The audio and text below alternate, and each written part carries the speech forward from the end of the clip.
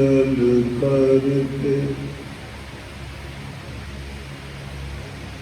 हम निर्गुण तू दाता।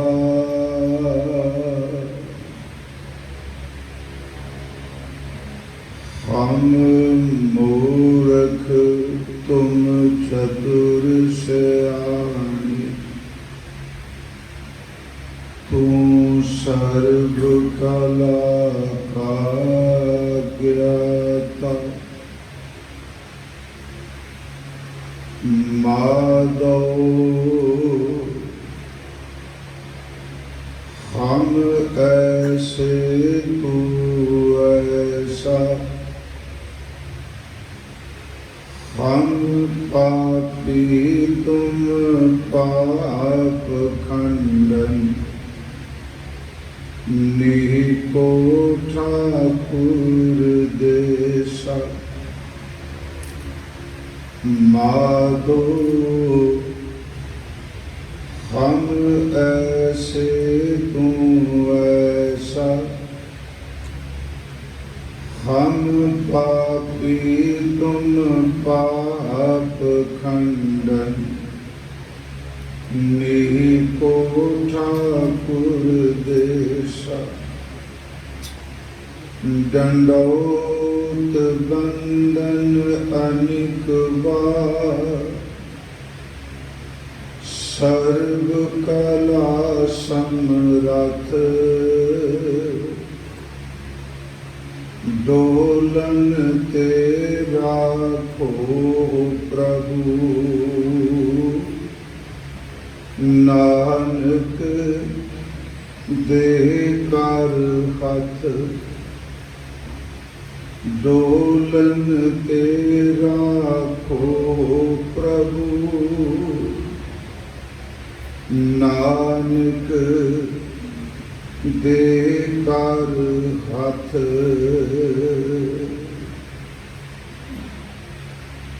परम सम्मान योग चवर शतर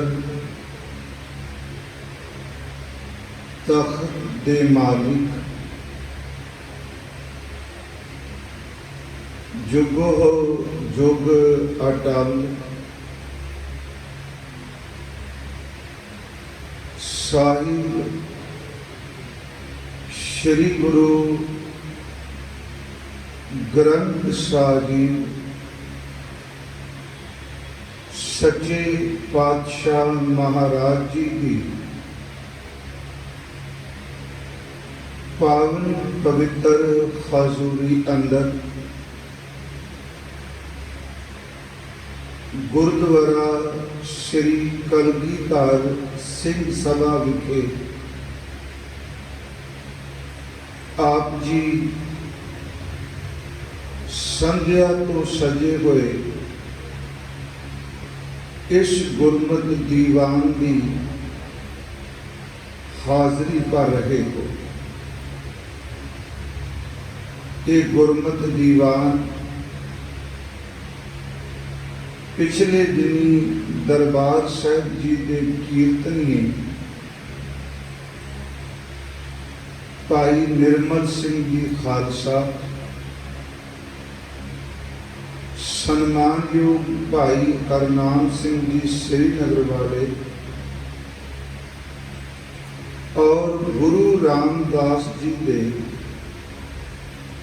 दर घर के सेवादार भावना वाले सिंह साहब ज्ञानी सुखजिंदर सिंह जी, उन्हां दी सिमरती विच उन्हां दी याद विच आयोजित किए गए ने, जो पिछले दिनी अकाल चलाना कर गए। अमृत गुरबाणी कीर्तन भाई साहब भाई मनिंदर सिंह जी, हजूरी कीर्तनीय श्री दरबार साहब अमृतसर आपां नूं सरवण करा रहे सन।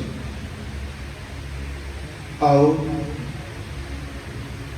श्री गुरु ग्रंथ साहिब जी की अमृत बाणी विचों आपां गुरमत विचार कर सकीए।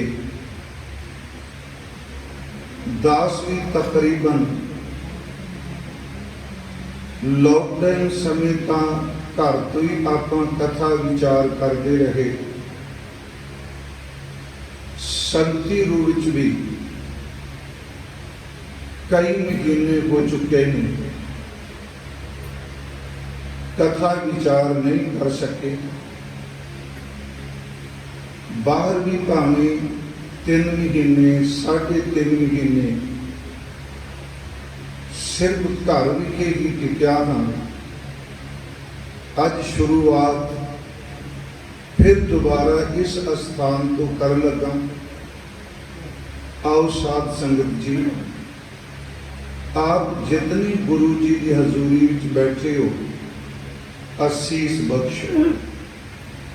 भावें असी कह देने कि घर च बैठे असी अभ्यास कर लांगे, पर इन्हां महीनों दौरान एक गल बड़ी स्पष्ट है, जो एनर्जी, जो शक्ति, जो ताकत गुरु संगत में बैठ के मिलती है, वो इकलियां बैठ के कभी भी प्राप्त नहीं हो सकती, क्योंकि विच संगत हर प्रभ वसै जी। आओ कोई समा विचार करांगे, कोई समा आपां सारे रल मिल के सिमरन करांगे, नाम जप सकीए, तां जो मालिक इस सारे संसार ते ठंड वरता दे, सारियां नूं सुख जीवन की दात बख्शे। गुरु बख्शी फतेह स्वीकार करो और उच्चारण करो जी। वाहिगुरु जी का खालसा, वाहिगुरु जी की फतेह। सतगुरु श्री गुरु ग्रंथ साहिब जी की अमृत गुरबाणी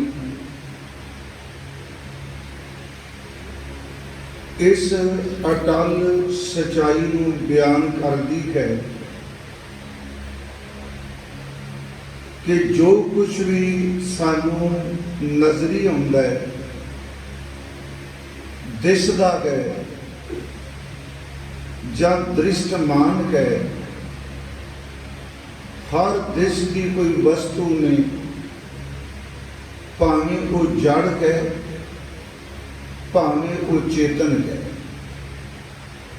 भावें एक जगह ते कोई है ते भावें कोई चीज चल फिर सकती है। जड़ चेतन जो कुछ भी परमात्मा ने सिरजा है, हर सिरजी कोई चीज एक दिन खत्म जरूर होए। ये सच्चाई दास कई बार बेनती करता है, इकल्ले असी इंसानी जामा ही नहीं, कीड़ी तो लैके हाथी तक, सूक्ष्म तो लैके स्थूल तो स्थूल तक, हर चीज जो परमात्मा ने सिरज दी, उस वस्तु ने, उस चीज ने, उस वजूद ने एक दिन खत्म जरूर होना। जिवें गुरु नानक साहब महाराज उन्होंने अपनी अमृत बाणी विच बख्शिश की है।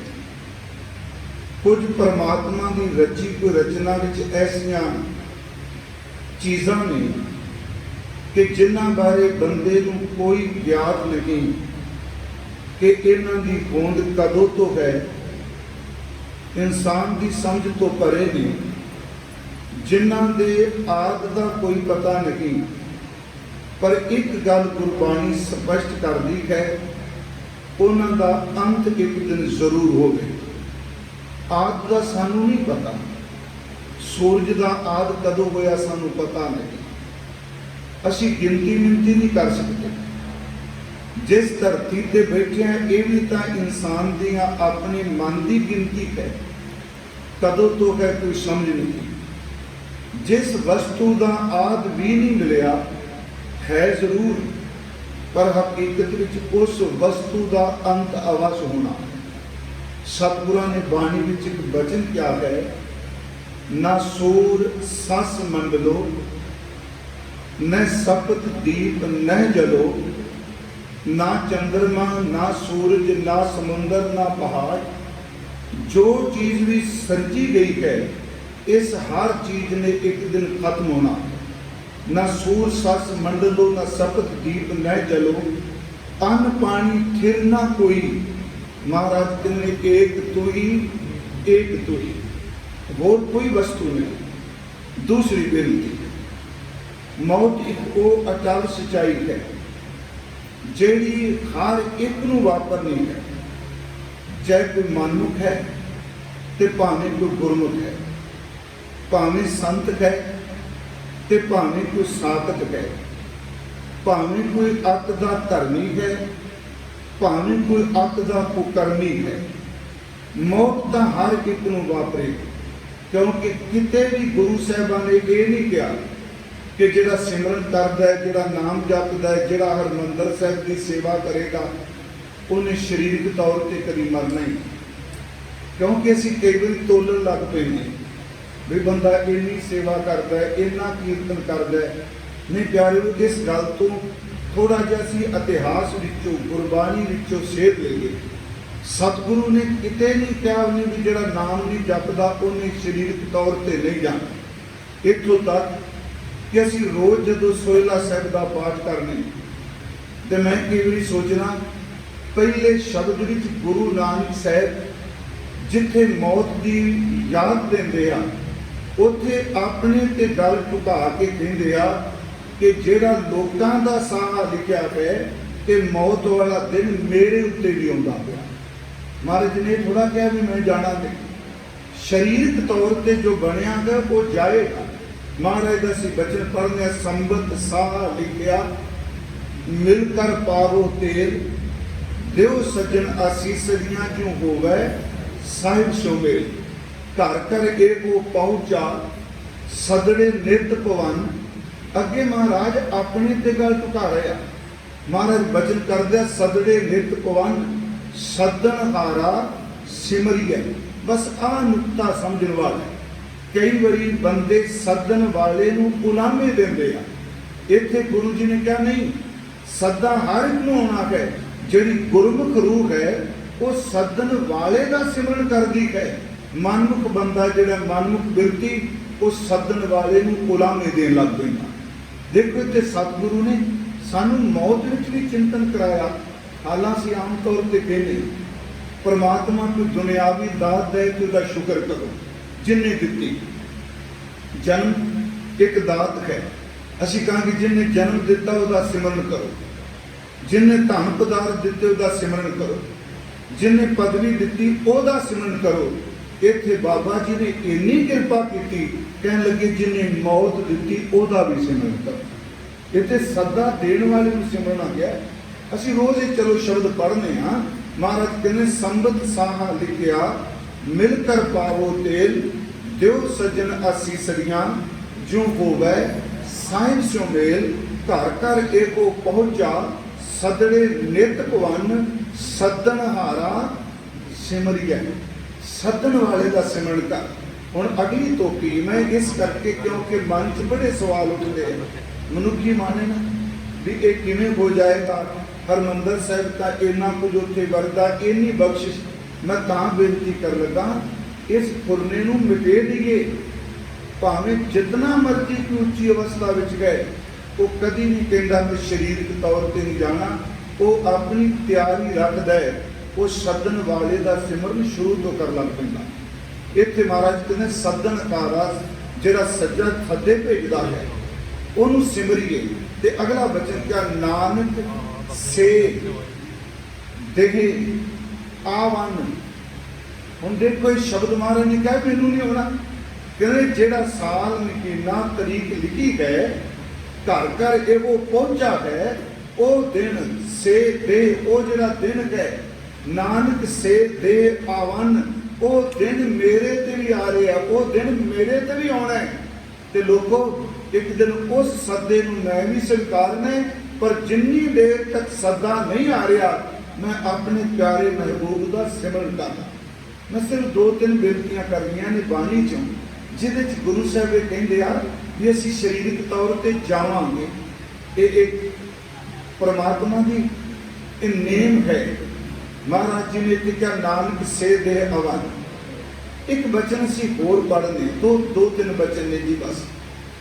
ਇੱਕ ਤਾਂ ਚਲੋ ਅਕਸਰ ਜਦੋਂ ਭੋਗ ਪੈਂਦਾ ਅਸੀਂ ਸ਼ਬਦ ਪੜ੍ਹਨੇ ਆ, ਧਨ ਜੋਗਣ ਅਰ ਫੁੱਲੜਾ, ਨੱਠ ਗੜੇ 3-4, ਪੱਗਣ ਕੇਰੇ ਪੱਤ ਜੋ, ਢਲ ਢੁੱਲ ਜੁਮਨ ਹਾਰ, ਰੰਗ ਮਾਣ ਲੈ ਪਿਆਰਿਆ ਜਾਂ ਜੋਬਨ ਨਾ ਹੁੱਲਾ, ਦਿਨ ਥੋੜੜੇ ਥੱਕੇ ਭਇਆ ਪੁਰਾਣਾ ਚੋਲਾ।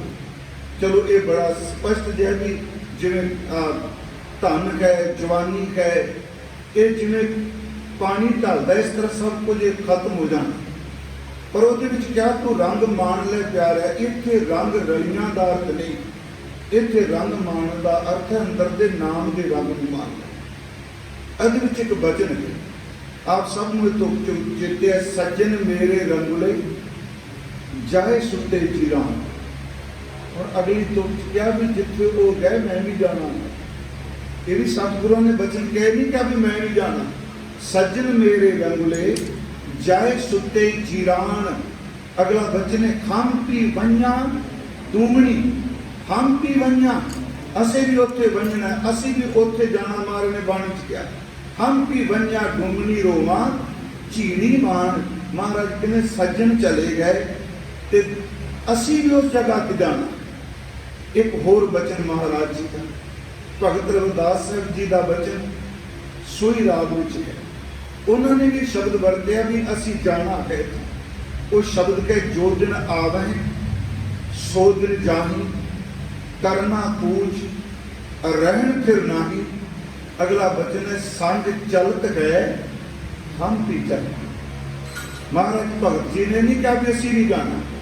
ਸੰਗ ਚਲਤ ਹੈ ਹਮ ਵੀ ਚਲਣਾ, ਦੂਰ ਗਵਨ ਸਿਰ ਉੱਪਰ ਮਰਨਾ।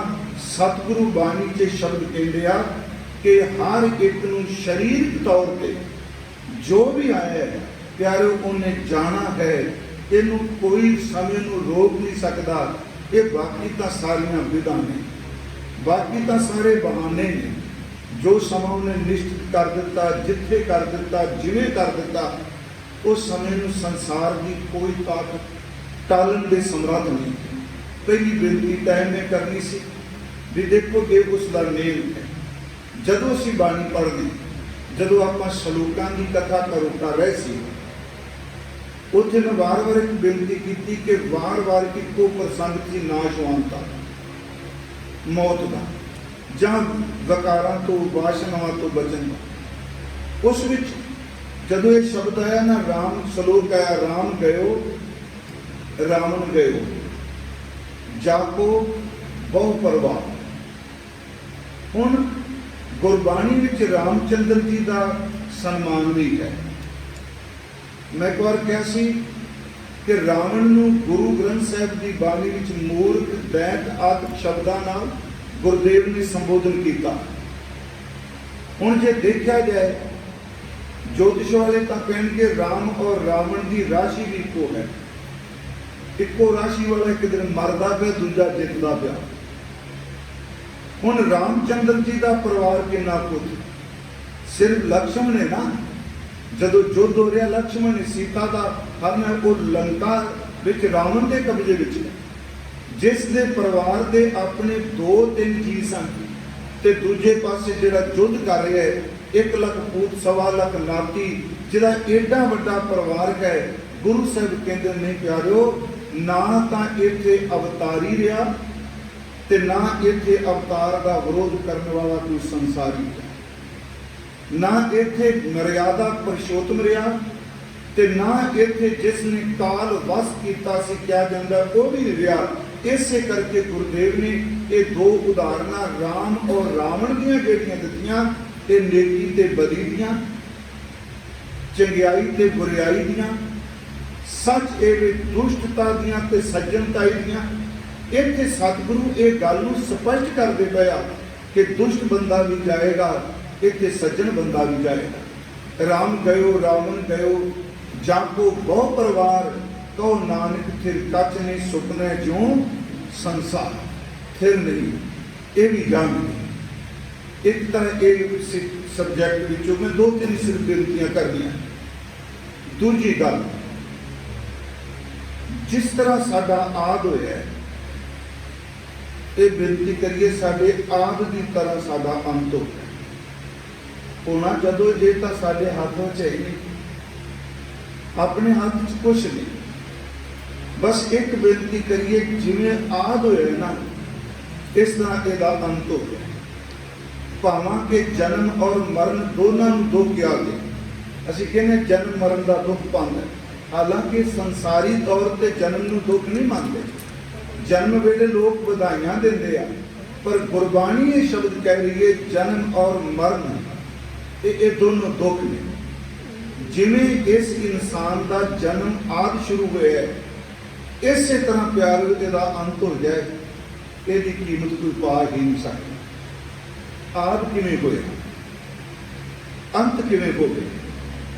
ਗੁਰਬਾਣੀ ਮੁਤਾਬਕ ਸਾਡਾ ਆਦਿ ਜਿਹੜਾ ਹੈ, ਠੀਕ ਅਸੀਂ ਸਰੀਰਕ ਤੌਰ ਤੇ ਕਹਾਂਗੇ ਕਿ ਮਾਤਾ ਦੇ ਉਦਰ ਵਿੱਚ ਨਿਵਾਸ ਹੋਇਆ, ਇੰਨੇ ਸਮਾਂ ਅੱਗ ਵਿੱਚ ਰਿਹਾ, 9 ਮਹੀਨੇ 10 ਮਾਸੀਏ ਦਾ ਜਨਮ ਹੋ ਗਿਆ। ਇਹ ਹੈ ਸਾਡੀ ਸਰੀਰਕ ਤੌਰ ਤੇ ਬਣਤਰ ਦੀ ਗੱਲ, ਜਿਹਨੂੰ ਬਾਣੀ ਨੇ ਵੀ ਕਿਹਾ ਰਕਤ ਬਿੰਦ ਕਰ ਨਿਮਿਆ ਅਗਨ ਉਦਰ ਮੁਲਾਰ, ਜਾਂ ਬਾਣੀ ਨੇ ਕਿਹਾ ਗੰਢਿੰਦਿਆਂ 6 ਮਾਹ ਤੁੜੰਦਿਆਂ ਇੱਕ ਖਿਨ। ਗੰਢਦਿਆਂ ਇੰਨਾ ਸਮਾਂ ਲੱਗਾ ਨਹੀਂ।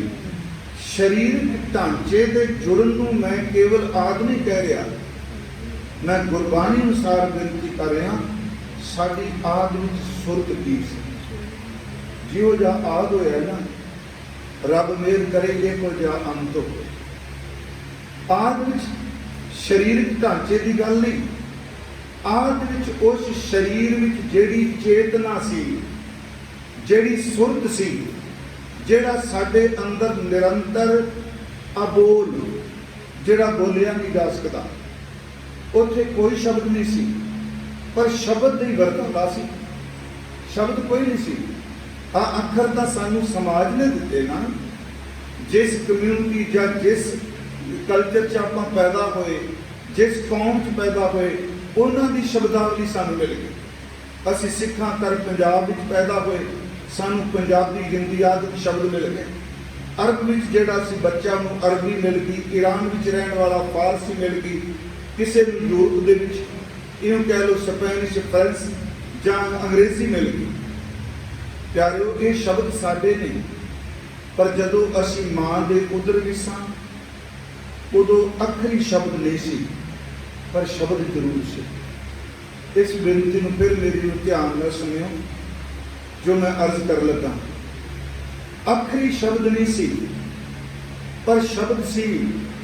ਉਹ ਸ਼ਬਦ ਸੀ ਜਿਸ ਸ਼ਬਦ ਕਰਕੇ ਸਾਡੇ ਸਰੀਰ ਦੀ ਹੋਂਦ ਸੀ, ਜਿਸ ਸ਼ਬਦ ਕਰਕੇ ਸਾਡੇ ਸਰੀਰ ਦਾ ਢਾਂਚਾ ਸੀ, ਜਿਹਨੂੰ ਗੁਰੂ ਗ੍ਰੰਥ ਸਾਹਿਬ ਦੀ ਬਾਣੀ ਨੇ ਕਿਹਾ ਉੱਥੇ ਕੇਵਲ ਤਾਂ ਕੇਵਲ ਨਿਰੰਤਰ ਪਰਮਾਤਮਾ ਦਾ ਸਿਮਰਨ ਸੀ, ਸੁਰਤ ਸੀ, ਇੱਕੀ ਹੋਈ ਸੀ।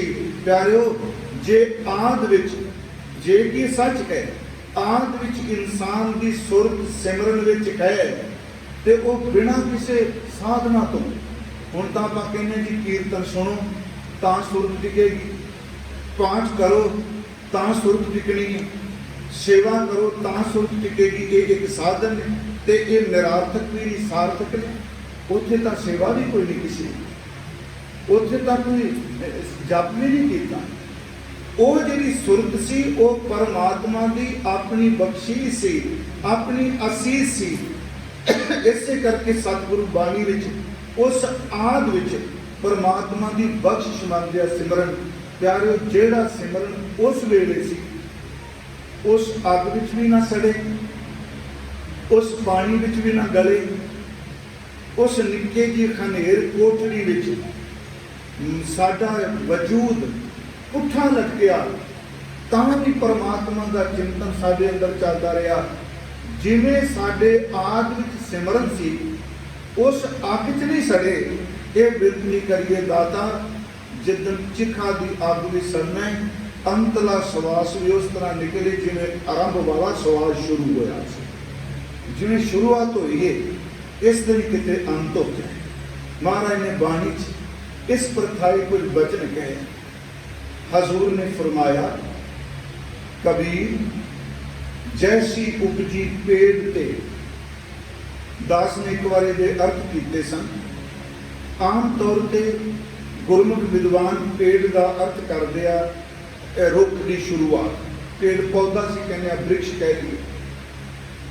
जदों रुख अजे पैदा होता है वो बड़ा लचकीला है, उन्होंने जिधर तुसी झुकाना चाहो झुक जाता है। आम गुरमुख यही अर्थ करते हैं जिवें बचपन में निमरता निर्मलताई निरसलता है, इसे तमा बंदे दे अंत भी ये गुण रहन। यदि कीमत कोई नहीं प्यारियो, जिन्नी कुछ सोची दाते ने दिती बाणी विचों पढ़ के इन्नी कुछ दाता समझ दिंदा है कि असल च केवल वो निम्रता का सूचक नहीं, उत्थे पेड़ तो का अर्थ है जदों साडे शरीर का ढांचा बन रहा सी, जन्म तो पहला जिहड़ी साडी सुरत नाम विच चुभी सी, जे ओह जी सुरत जन्म तो बाद अंतला साह निकलन तक रह जाए तो सच एवे कि बंदे की कोई कीमत पा ही नहीं सकती। जिवें इहदा आद है उस तरह इहदा अंत हो जाए। बाबा जी ने कहा, कबीर जैसी उपजी पेड़ ते।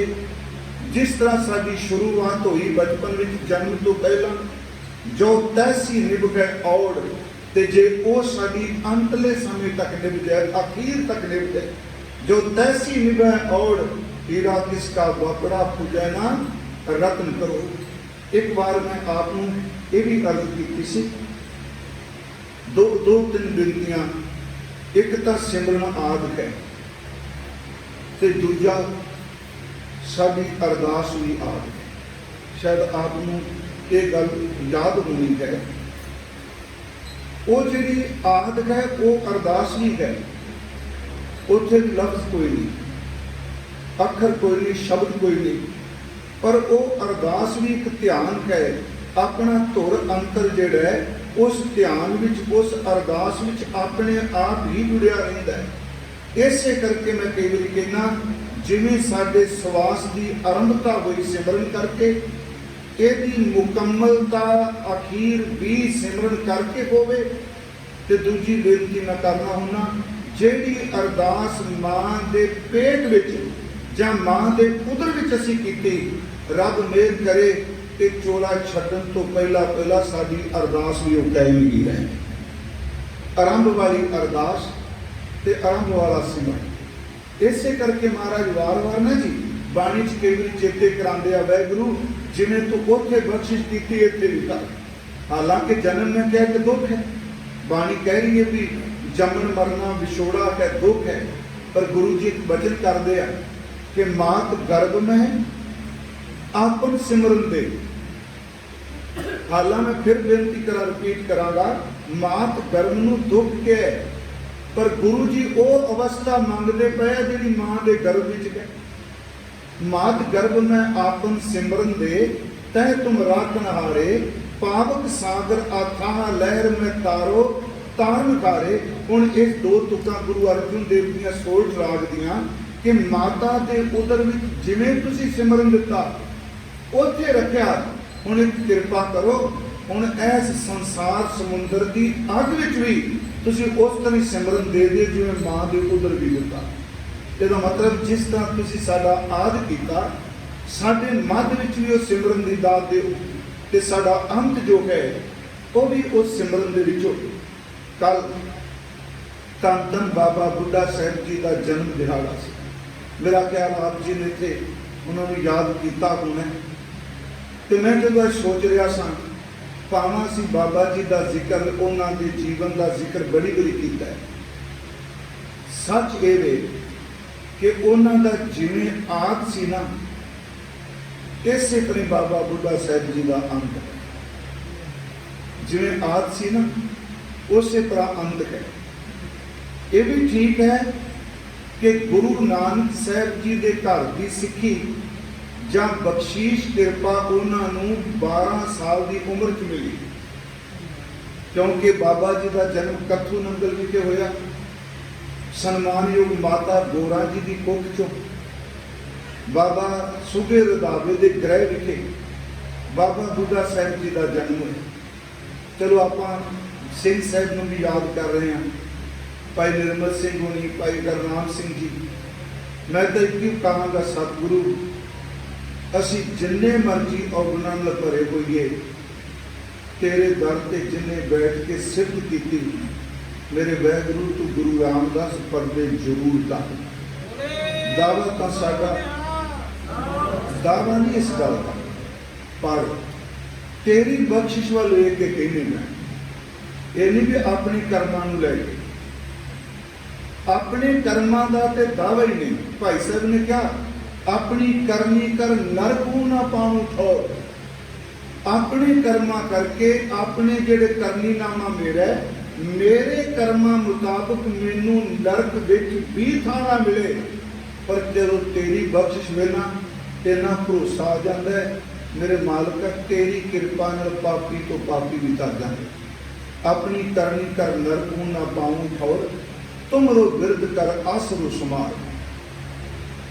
ਬਾਬਾ ਬੁੱਢਾ ਸਾਹਿਬ ਦੀ ਸ਼ੁਰੂਆਤ ਮਰਜ਼ ਕੀਤੀ, ਕੱਥੂ ਨੰਗਲ ਜਨਮ ਹੋਇਆ। 12 ਸਾਲ ਦੀ ਉਮਰ 'ਚ 1506 ਨੂੰ ਬਾਬਾ ਜੀ ਦਾ ਜਨਮ ਹੁੰਦਾ ਹੈ। 1518 ਨੂੰ ਗੁਰੂ ਨਾਨਕ ਸਾਹਿਬ ਨੂੰ ਮਿਲਦੇ ਆ। ਉਸ ਤੋਂ ਪਹਿਲਾਂ ਦਾ ਸਮਾਂ ਸਿਰਫ ਸੰਸਾਰੀ ਤੌਰ ਤੇ ਮਾਪਿਆਂ ਦੇ ਘਰ 'ਚ, ਪਰ ਜਦੋਂ 18 ਤੋਂ ਬਾਅਦ ਮਿਲਦੇ ਆ, 1518 ਤੋਂ ਬਾਅਦ ਤੋਂ ਲੈ ਕੇ 1631 ਤੱਕ ਧੰਨ ਬਾਬਾ ਬੁੱਢਾ ਸਾਹਿਬ ਜੀ ਦਾ ਕੋਈ ਇੱਕ ਸਵਾਸ ਵੀ ਨਹੀਂ ਜਿਹੜਾ ਗੁਰੂ ਨਾਨਕ ਦੇ ਚਿੰਤਨ ਤੋਂ ਬਿਨਾਂ ਲੰਘਿਆ ਹੋਵੇ। 113 ਸਾਲ, 125 ਸਾਲ ਬਣਦੇ ਆ ਉਮਰ ਉਹਨਾਂ ਦੀ। 113 ਸਾਲ ਵਿੱਚ ਉਹਨਾਂ ਦੀ ਬੰਦਗੀ, ਉਹਨਾਂ ਦੀ ਇਬਾਦਤ, ਉਹਨਾਂ ਦਾ ਸਿਮਰਨ, ਉਹਨਾਂ ਦਾ ਚਿੰਤਨ। ਕਿਉਂਕਿ ਸਾਡੇ ਕੋਲ ਜੇ ਕਹੀਏ ਵੀ ਗੁਰੂ ਗ੍ਰੰਥ ਸਾਹਿਬ ਵਿੱਚ ਤੇ ਉਹਨਾਂ ਦਾ ਬਿਲਕੁਲ ਨਾਮ ਹੈ, ਬਾਬਾ ਬੁੱਢਾ ਸਾਹਿਬ ਜੀ ਦਾ ਨਾਮ ਗੁਰੂ ਗ੍ਰੰਥ ਸਾਹਿਬ 'ਚ ਨਹੀਂ। ਹਾਂ, ਭਾਈ ਗੁਰਦਾਸ ਸਾਹਿਬ ਨੇ ਆਪਣੀ ਰਚਨਾ ਦੇ ਵਿੱਚ ਆਪਣੀ ਵਾਰ ਦੀ ਪੌੜੀ ਦੀ ਅੱਧੀ ਤੁਕ ਵਿੱਚ ਬਾਬਾ ਬੁੱਢਾ ਸਾਹਿਬ ਦਾ ਜ਼ਿਕਰ ਕੀਤਾ। ਉੱਥੇ ਉਹਨਾਂ ਨੇ ਸਿਰਫ ਇੰਨੇ ਲਿਖਿਆ ਹੈ ਕਿ ਉਹ ਇੱਕ ਮਨ, ਇੱਕ ਚਿੱਤ ਇਕਾਗਰ ਹੋ ਕੇ ਜੋ ਨਾ ਪਿਆ। ਉਹ ਕਹਿੰਦੇ ਉਹਨਾਂ ਨੇ ਸਾਰੀ ਜ਼ਿੰਦਗੀ ਆਪਣੀ ਸੁਰਤ ਨੂੰ ਖਿੰਡਣ ਨਹੀਂ ਦਿੱਤਾ, ਇਕਾਗਰ ਚਿੱਤ ਹੋ ਕੇ ਪਰਮਾਤਮਾ ਦਾ ਨਾਮ ਜਪਦੇ ਸੀ। ਉਹ ਤੁਕ ਹੈ, ਅਜਿੱਤਾ ਰੰਧਾਵਾ ਭਲਾ ਕਹਿ। ਅੱਧੀ ਤੁਕ ਹੈ ਕਿ ਭਾਈ ਅਜਿੱਤਾ ਰੰਧਾਵਾ ਭਲਾ ਚੰਗਾ ਹੈ। ਉਸ ਤੋਂ ਅਗਲਾ ਜਿਹੜਾ ਅੱਧਾ ਹਿੱਸਾ ਹੈ, ਉਹਦੇ ਵਿੱਚ ਭਾਈ ਜੀ ਕਹਿੰਦੇ ਨੇ ਬੂੜਾ ਬੁੱਢਾ ਇੱਕ ਮਨ ਤਿਆਗ। ਦੋਵੇਂ ਨਾਮ ਦਿੱਤੇ, ਬੂੜਾ ਅਤੇ ਬੁੱਢਾ। ਬੂੜਾ ਨਾਮ ਮਾਪਿਆਂ ਨੇ ਰੱਖਿਆ ਤੇ ਬੁੱਢਾ ਨਾਮ ਧੰਨ ਗੁਰੂ ਨਾਨਕ ਸਾਹਿਬ ਨੇ ਰੱਖਿਆ। ਇਸੇ ਕਰਕੇ ਦੋਨੋਂ ਨਾਮ ਜਿਹੜੇ ਨੇ ਭਾਈ ਸਾਹਿਬ ਨੇ ਇਕੱਠੇ ਕਹਿ ਦਿੱਤੇ, ਅਜਿੱਤਾ ਰੰਧਾਵਾ ਭਲਾ ਕਹਿ, ਬੂੜਾ ਬੁੱਢਾ ਇੱਕ ਮਨ ਤਿਆਗ ਹੈ। ਕਿ ਭਾਈ ਬੂੜਾ ਜਿਹਨੂੰ ਗੁਰੂ ਨਾਨਕ ਸਾਹਿਬ ਨੇ ਬੁੱਢੇ ਸ਼ਬਦ ਨਾਲ ਸੰਬੋਧਨ ਕੀਤਾ ਜਾਂ ਬੁੱਢਾ ਨਾਮ ਉਹਨਾਂ ਨੂੰ ਦਿੱਤਾ, ਕਹਿਣ ਲੱਗੇ ਸਾਰੀ ਜ਼ਿੰਦਗੀ ਇੱਕ ਮਨ ਅਕਾਲ ਪੁਰਖ ਵਾਹਿਗੁਰੂ ਦਾ ਨਾਮ ਜਪਦਾ ਰਿਹਾ। ਬੂੜਾ ਬੁੱਢਾ ਇੱਕ ਮਨ ਤਿਆਗ। ਜਦੋਂ ਮਹਾਰਾਜ ਜੀ ਮਿਲਦੇ ਆ, ਇਹ ਵੀ ਆਪ ਨੂੰ ਪਤਾ ਹੈ, ਮੈਂ ਸਿਰਫ ਸੰਖੇਪ ਜਿਹਾ ਦੁਹਰਾ ਦੇਣਾ ਕਿ ਉਹਨਾਂ ਦਾ ਜਿਹੜੀ ਮਿਲਣੀ ਹੈ ਭਾਈ ਬਾਲੇ ਵਾਲੀ ਜਨਮ ਸਾਖੀ ਵਿੱਚ ਹੋਰ ਲਿਖੀ।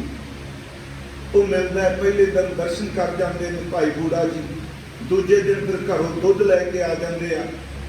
ਭਾਈ ਮਨੀ ਸਿੰਘ ਜੀ ਦੀ ਭਗਤ ਮਾਲ 'ਚ ਇਹ ਕਹਿ ਮਿਲਦੇ ਆ ਤੇ ਆਹ ਹੀ ਦੋ ਤਿੰਨ ਗੱਲਾਂ। ਪਹਿਲਾ ਸਵਾਲ ਕਰਦੇ ਆ ਕਿ ਜਨਮ ਮਰਨ ਕਿਵੇਂ ਕੱਟਿਆ ਜਾਏ। ਦੂਜਾ ਸਵਾਲ ਕਰਦੇ ਆ ਸੰਤ ਜੀ ਬਾਬਾ ਜੀ ਨੂੰ, ਗੁਰੂ ਨਾਨਕ ਸਾਹਿਬ ਨੂੰ, ਮੌਤ ਦਾ ਭੈ ਕਿਵੇਂ ਮੁੱਕ ਸਕਦਾ।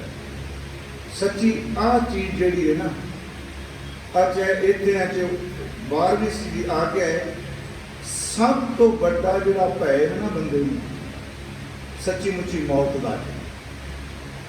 तो तुसीं देखो इस गल जो गुरबाणी ने कहा सब ठीक, एक एक लफ्ज सत है, पर जदों वापरदा उदों पता लगता है। आ बीमारी चलती पई है ना जी, चलो परमात्मा सब का तो वरता है। जेड़े बंदियां ने सारी जिंदगी दिन रात पशुआं की तरह एक करके घर बनाया, कमाल की गल उन्हां दे संस्कार करने वास्ते घर दे भी डर के डरदे सी। पंजाब च घटनावां वापरी, उन्हां दा मूँह वेखण वास्ते कोई नहीं आया। ते ये गल्लां बाबा जी ने पानी च कहियां, घर की नार उरै तन लागी ओ तो भूत भूत कर भागी। हुण इहदा मतलब ये ठीक है, मैं भी चाहांगा मेरा शरीर बचे, आप भी चाहोगे, पर एक गल तो जी गुरु जी ने कही भी कहते जो रिश्ता है सब का आपो अपना ही। असी देखा वो इकट्ठ सुख दे ने, दुख विच तां सिर्फ खंडा बन जाता। उन्होंने सवाल किया जन्म मरण तो किवें बचां, मौत का भय किवें खत्म होवे, मुक्त किवें हो सकने हैं। तो बाबा जी ने इन्नी गल कही सी, बच्चा तेनू इस वक्त क्यों चिंता पैगी जन्म मरण की, तेनू किवें चिंता पैगी मुक्ति की, मौत के भय तो। ते बाबा जी ने यही गल कही सी, मौत कभी उम्र नहीं देखती होंगी। एक बार सुनियो, असी उम्र देखने हैं। साडे प्रचारक सन वो कहते हुंदे सन कि जदों किसी बच्चे की मौत हो जाए जवान की, तो आम तौर पर हर बुलारा कहता है, अफसोस करते हैं लोग, कहते अजे दे जान का समा नहीं सी। वो कहते ना कहो अजे जान का समा नहीं सी, जिन्हां दा समा आउंदा है जांदी वो ने, जिन्हां दा ना समा आउंदा होवे उन्हां दी मौत नहीं होंदी। आपां किवें कह दिंदे ने जान का समा नहीं सी, जान का समा आया, संबत साह लिखिया समा आ गया, तां बंदा गया, समय तो बिना किहड़ा जाएगा जी। समा आउंदा भावें, क्योंकि साडी नज़र भी समा जिहड़ा वो 80 साल 90 साल, पर रब ने गुरबाणी ने किते नहीं कहा। जे कहिए ना कि गुरबाणी जिवें कहंदे देखो जी, तरसन आया निक्का जिहा बच्चा, ये जवान चला गया।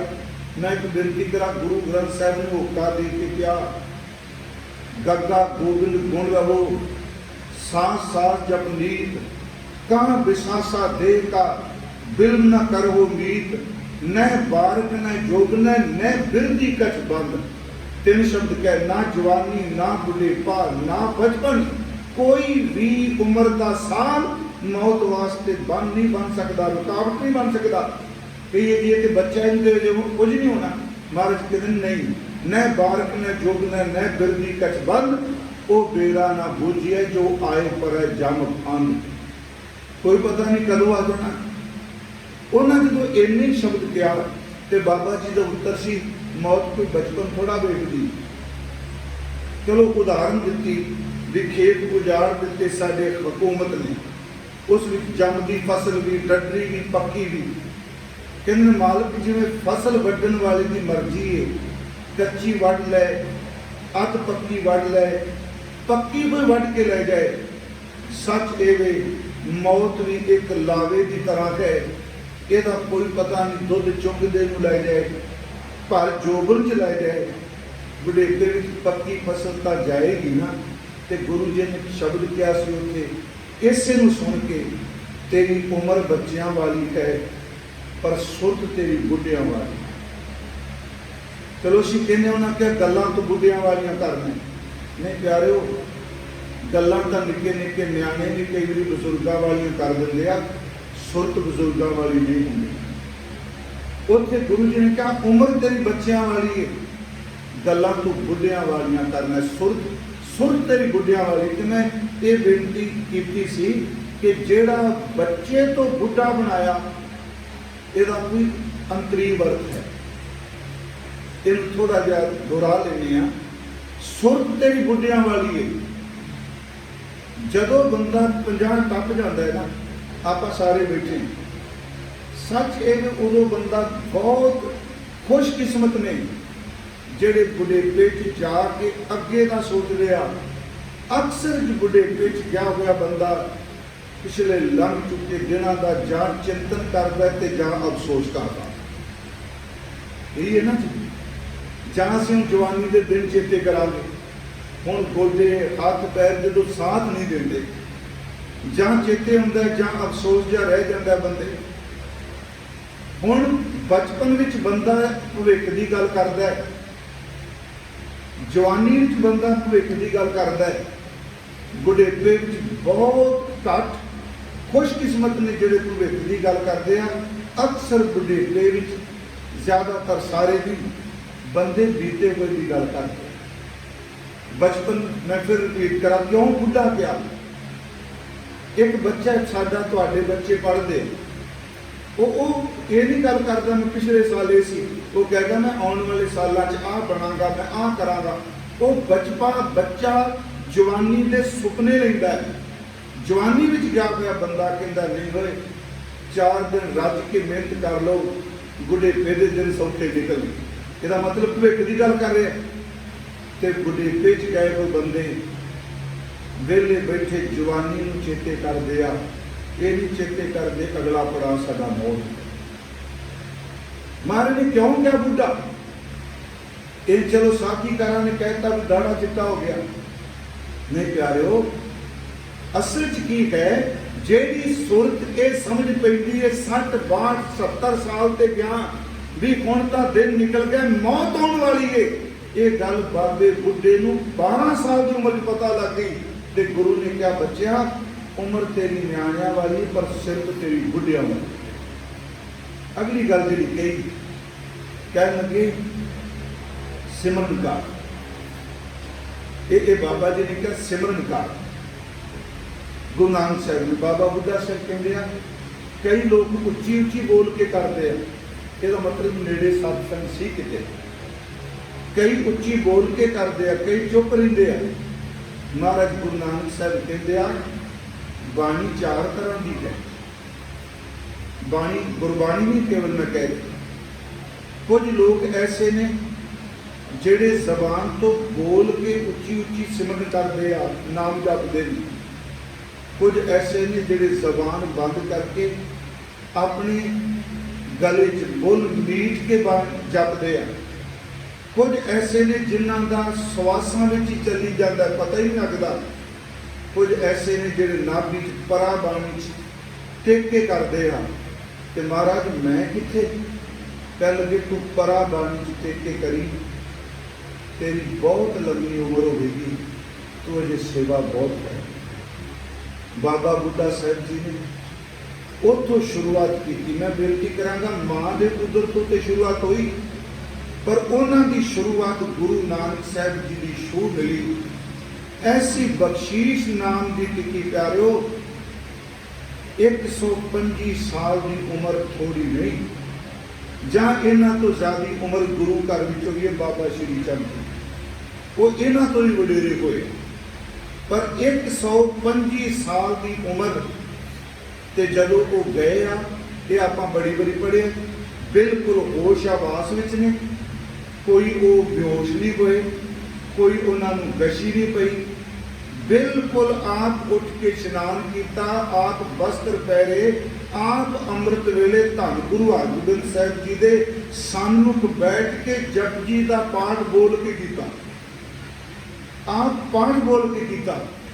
ਤੇ ਪਿਆਰੇ ਜਦੋਂ ਪਾਠ ਦੀ ਸਮਾਪਤੀ ਹੋਈ, ਕੀਤੀ ਛੁੱਟੀ ਨਾਲ ਕਹਿ ਕੇ ਉਹਨਾਂ ਦਾ ਸੀਸ ਧੰਨ ਗੁਰੂ ਹਰਗੋਬਿੰਦ ਸਾਹਿਬ ਦੀ ਝੋਲੀ ਦੇ ਵਿੱਚ ਸੀ।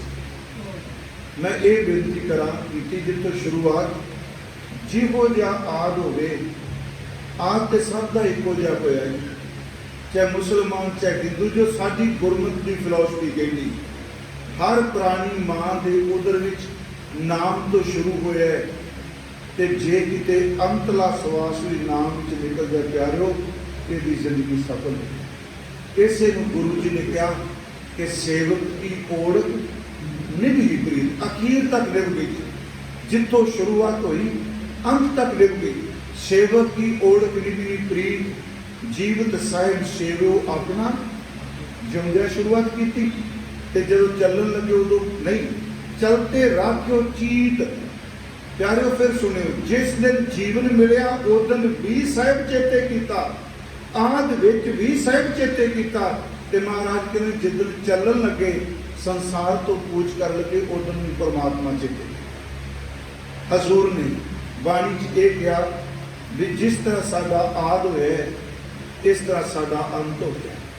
ਮਹਾਰਾਜ ਦੇ ਸ਼ਬਦ ਇੱਕ ਦੋ ਬਿਰਤੀਆਂ ਹੋਰ ਕਰਕੇ, ਕਿਉਂਕਿ ਅਸੀਂ ਕੀਰਤਨੀ ਔਰ ਸਨਮਾਨਯੋਗ ਭਾਈ ਸਾਹਿਬ ਭਾਈ ਸੁਖਜਿੰਦਰ ਸਿੰਘ ਜੀ, ਜਿਨ੍ਹਾਂ ਦੀ ਦ੍ਰਿੜਤਾ, ਜਿਨ੍ਹਾਂ ਦੀ ਸੁਰ ਦਾ ਟਿਕਾ ਆਪਾਂ ਸਾਰਿਆਂ ਦੇਖਿਆ ਵੀ ਉਹਨਾਂ ਦੇ ਸਰੀਰ ਨੂੰ ਖੇਦ ਵੀ ਸੀ, ਕੈਂਸਰ ਸੀ, ਸਭ ਨੂੰ ਪਤਾ ਹੈ।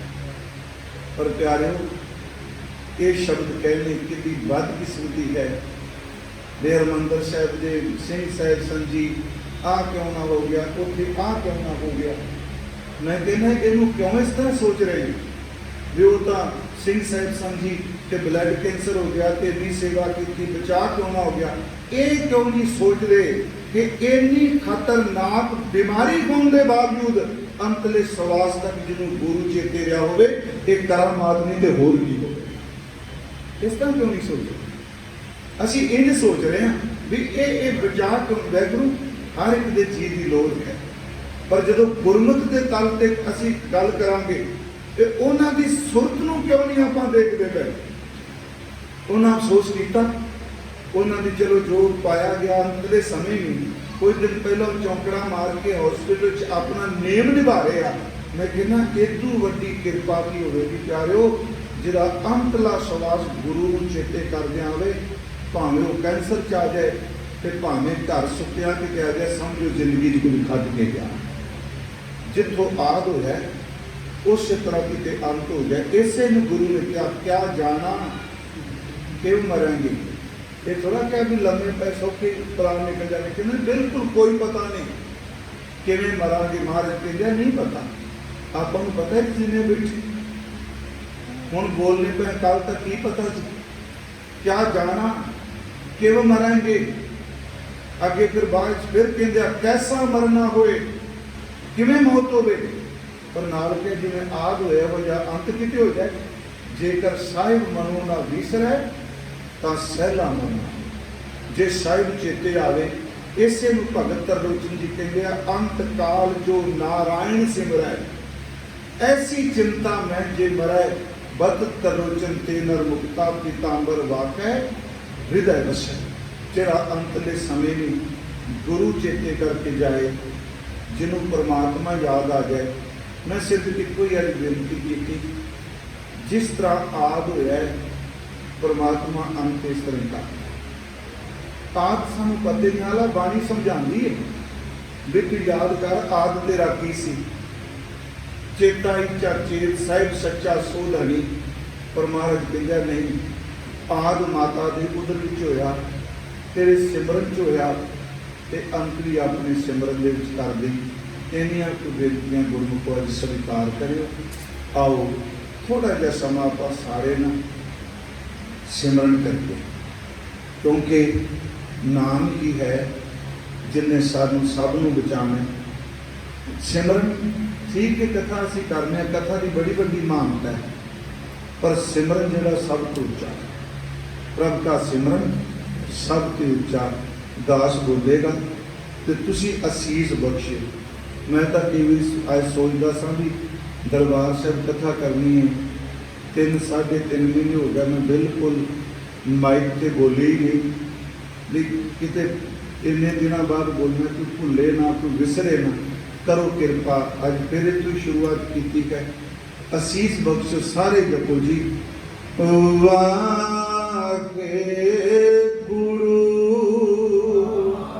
ਸਾਰੇ ਕਿਰਪਾ ਕਰੋ।